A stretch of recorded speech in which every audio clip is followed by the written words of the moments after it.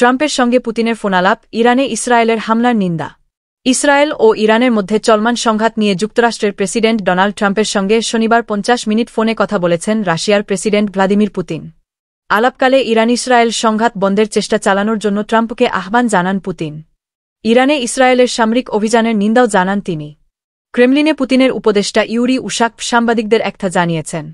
তিনি বলেন, ইরান-ইসরায়েল সংঘাত আরও বেড়ে যেতে পারে এবং মধ্যপ্রাচ্যের জন্য অপ্রত্যাশিত পরিণতি ডেকে আনতে পারে বলে পুতিন উদ্বেগ প্রকাশ করেছেন।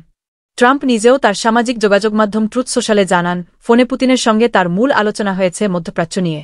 তবে তিনি ইউক্রেইনে রাশিয়ার যুদ্ধ বন্ধ করার জন্য পুতিনকে অনুরোধ জানিয়েছেন। ট্রাম্প লেখেন, ফোনালাপ প্রায় 1 ঘণ্টা স্থায়ী হয়। তিনিও আমার মতো মনে করেন ইসরায়েল-ইরান যুদ্ধ বন্ধ হওয়া উচিত। আমি তাকে বলেছি, তার যুদ্ধটাও শেষ হওয়া দরকার। ক্রেমলিনে পুতিনের উপদেষ্টা উশাক জানান, দুই নেতা মধ্যপ্রাচ্যের উদ্বেগজনক পরিস্থিতি নিয়ে কথা বলেছেন। তবে তারা ইরানের পারমাণবিক কর্মসূচি নিয়ে আলোচনার পথে ফেরার সম্ভাবনা উড়িয়ে দেননি। উশাক বলেন, ওমানের মধ্যস্থতায় নির্ধারিত যুক্তরাষ্ট্র-ইরান ষষ্ঠতম বৈঠকটি রোববার হওয়ার কথা ছিল। যুক্তরাষ্ট্র আলোচনায় বসতে প্রস্তুত ছিল, তবে বৈঠকটি বাতিল হয়েছে। তিনি আরও বলেন, পুতিন স্মরণ করিয়ে দিয়েছেন, উত্তেজনা বাড়ার আগেই রাশিয়া পারমাণবিক কর্মসূচি নিয়ে পারস্পরিক গ্রহণযোগ্য সমাধান খোঁজার জন্য বেশ কিছু প্রস্তাব দিয়েছিল। রাশিয়ার সেই নীতিগত অবস্থান এখনও অপরিবর্তিত এবং এর ভিত্তিতে আমরা কাজ করে যাব।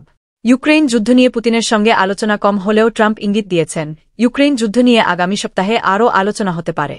রাশিয়ার রাষ্ট্রীয় রিয়া বার্তা সংস্থার বরাত দিয়ে উশাক জানান, পুতিন ট্রাম্পকে বলেছেন, 22 জুনের পর রাশিয়া আবারও ইউক্রেইনের সঙ্গে আলোচনায় বসতে প্রস্তুত। এই ফোনালাপে উভয় নেতা তাদের ব্যক্তিগত সম্পর্কের বিষয়েও সন্তোষ প্রকাশ করেছেন বলে জানান উশাক। তিনি বলেন, এই সম্পর্কই তাদেরকে এমন জটিল বিষয়েও কার্যকর আলোচনা করতে সাহায্য করেছে। ফোনালাপের সময় পুতিন ট্রাম্পকে তার ৭৯তম জন্মদিনের শুভেচ্ছাও জানান।